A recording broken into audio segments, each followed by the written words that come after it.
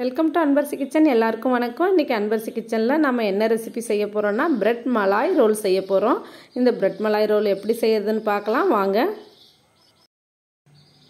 ஒரு 1/2 லிட்டர் பால் எடுத்துக்கிட்டு அதை ஒரு கொதி வர்ற அளவுக்கு நம்ம கொதிக்க வச்சு எடுத்துக்கலாம். ஒரு கொதி வந்துருச்சு பாருங்க. இப்போ ஒரு ஸ்பூன் நெய் விட்டு நல்லா கலந்து கொடுக்கலாம்.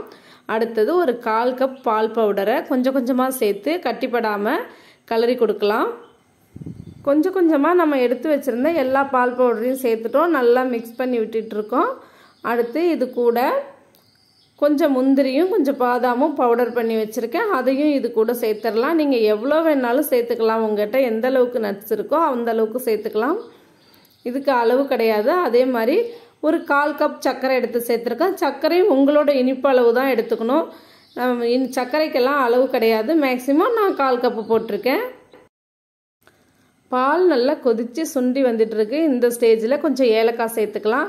ஏலக்காய் சேர்த்து நல்லா கிளறிக்கிட்டே இருக்கணும். கைவிடாமல் கிளறிக்கிட்டே இருந்தோன்னா ஒரு கோவா பதத்துக்கு வந்துடும். பாருங்கள், நல்லா சுருண்டு வந்துக்கிட்டே இருக்குது பாருங்கள்.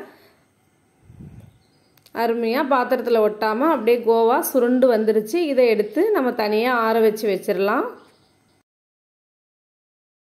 அடுத்து நம்ம மலாய் ரெடி பண்ணிடலாம். இந்த மலாய் ரெடி பண்ணுறதுக்கு 1/2 லிட்டர் பாலை நல்லா கொதிக்க விட்டுடலாம். அது கூடவே 2 ஸ்பூன் பால் பவுடர் எடுத்துக்கிட்டு கரைச்சிட்டு அந்த பால் கூட சேர்த்துக்கலாம். சேர்த்து நல்லா கொதிக்க வைக்கலாம். கொதிக்க வச்சுட்டு அது கூட நமக்கு தேவையான அளவு சர்க்கரை சேர்த்துக்கலாம். சர்க்கரை சேர்த்துட்டு நல்லா கொதிக்க வைக்கணும். பால் நல்லா சுண்டி திரண்டு வரணும். ஓரத்தில் வந்து ஏடு பிடிக்கும். அதை கொஞ்சம் கொஞ்சமாக நம்ம எடுத்து விட்டு நல்லா கிளறி கொடுத்துட்டே இருக்கணும். இப்போ பால் நல்லா கொதித்து ஒரு திக்கான பதத்துக்கு வந்துட்டு ஓரத்தில் இருக்க ஏடெல்லாம் எடுத்து விட்டு நம்ம நல்லா கிளறி கொடுத்துட்டே இருக்கோம். நல்ல ஒரு திக்னஸ் பால் வந்துடுச்சு. இந்த டைமில் நான் 2 சொட்டு மஞ்சள் கலர் சேர்த்துக்கிறேன். நீங்கள் இதுக்கு பதில் குங்குமப்பூ இருந்துச்சுன்னா குங்குமப்பூ சேர்த்துக்கங்க. பாருங்கள், நல்லா பால் கொதித்து திக்காக வந்துடுச்சு. இது கூட கொஞ்சம் ஏலக்காவும் கொஞ்சம் பாதாம் முந்திரி எல்லாம் சேர்த்துட்டு நம்ம பாலை வந்து ஆஃப் பண்ணி வச்சிடலாம்.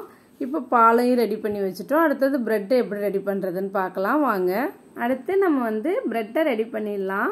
இந்த மாதிரி ஒரு ப்ரெட்டை எடுத்துகிட்டு நல்லா தேய்ச்சிட்டு சப்பாத்தி குழவியை வச்சு இந்த அளவுக்கு தேய்ச்சிடணும்.